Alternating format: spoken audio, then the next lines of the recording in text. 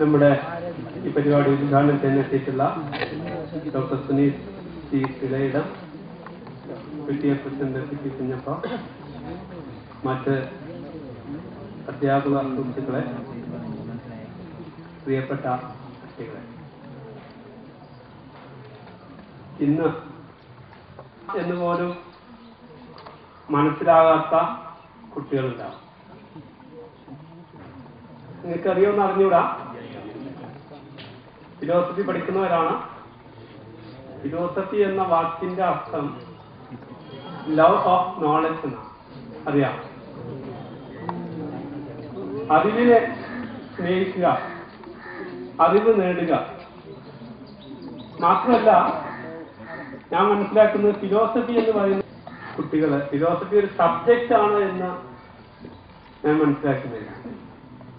അങ്ങനെയാണ് വലിയ ഫിലോസഫേഴ്സ് ഒക്കെ പറഞ്ഞിട്ടുള്ളത്. ഫിലോസഫി എന്ന് പറയുന്നത് നമ്മുടെ വിദ്യാഭ്യാസത്തിന്റെ ഭാഗമാണ്. ഫിലോസഫി ഇല്ലാതെ എഡ്യൂക്കേഷൻ ഇല്ല. ഫിലോസഫി എന്ന് പറയുന്നത്, എഡ്യൂക്കേഷൻ എന്ന് പറയുന്നത് ഇത് ഡൈനാമിക് പാർട്ട് ഓഫ് ഫിലോസഫി എന്നുള്ളതാണ്. പഠിച്ചിട്ടുണ്ടാവും, ജോൺ ആഡംസ് പറഞ്ഞിട്ടുള്ളത്. വിദ്യാഭ്യാസം അതായത് അതിന്റെ തിയറിയാണ്. വിദ്യാഭ്യാസത്തിന്റെ തിയറി എന്നുള്ളതാണ് ഫിലോസഫി. അപ്പൊ തിയറി ഇല്ലാതെ പിന്നെ എഡ്യൂക്കേഷൻ ഇല്ല. എഡ്യൂക്കേഷൻ ഡൈനാമിക് പാർട്ട് ഓഫ് ഫിലോസഫിയാണ്. അതേപോലെ തന്നെ നേരത്തെ പറഞ്ഞ പോലെ പഠിക്കുക, വായിക്കുക, അറിവ് നേടുക, സ്നേഹിക്കുക. കാരണം കുറെ ഫിലോസഫേഴ്സ് ലൈഫ് തന്നെയാണ് അവർക്ക്. നേച്ചർ ഈ taste the sort of knowledge, every sort of knowledge എന്നാണ്. Who has the philosopher who has taste the sort of every knowledge ആണ് കാണിക്കുകയാണ്. അതായത് സയൻസിൽ പറയുമ്പോ ആറ്റംസ്, മോളിക്യൂൾസ് കൂടിച്ചേർന്ന് കോമ്പൗണ്ട്സ് കിട്ടുമ്പോ ഒരു ഇക്കോസിസ്റ്റം, കുറെ ഇക്കോസിസ്റ്റം കൂടിച്ചേരുമ്പോ ഒരു ബയോസ്ഫിയർ, ഇങ്ങനെ ഒരുപാട് ബയോസ്ഫിയർ കൂടിച്ചേർന്ന് അങ്ങനെ യൂണിവേഴ്സ് ഉണ്ടാവും.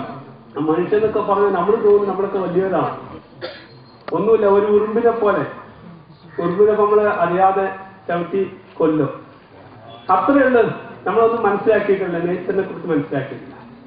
അപ്പൊ ഞാൻ പറഞ്ഞത്, അറിവ് നേടിയ പഠിക്കും ഒരുപാട് ഫിലോസഫേഴ്സ് ഉണ്ട്. അവരുടെയൊക്കെ വാക്കുകൾ പറയുമാണ് മനസ്സിനെ കിടിലം കൊള്ളിക്കാൻ. എന്ന് പറഞ്ഞാൽ റോസ് എന്ന് പറയുന്ന ഒരു എഡ്യൂക്കേഷനിസ്റ്റുണ്ട്. അദ്ദേഹത്തിന്റെ പേര് ഈ നോട്ടീസിൽ പോലും ഇല്ല. അദ്ദേഹത്തെ ഞാൻ അഭിനന്ദിക്കുകയാണ്.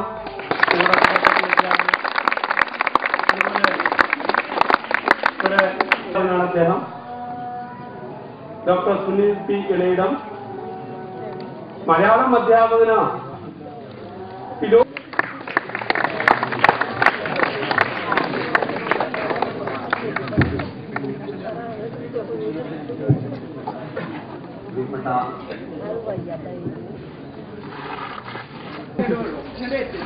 ക്യാമറ കാണാനില്ല.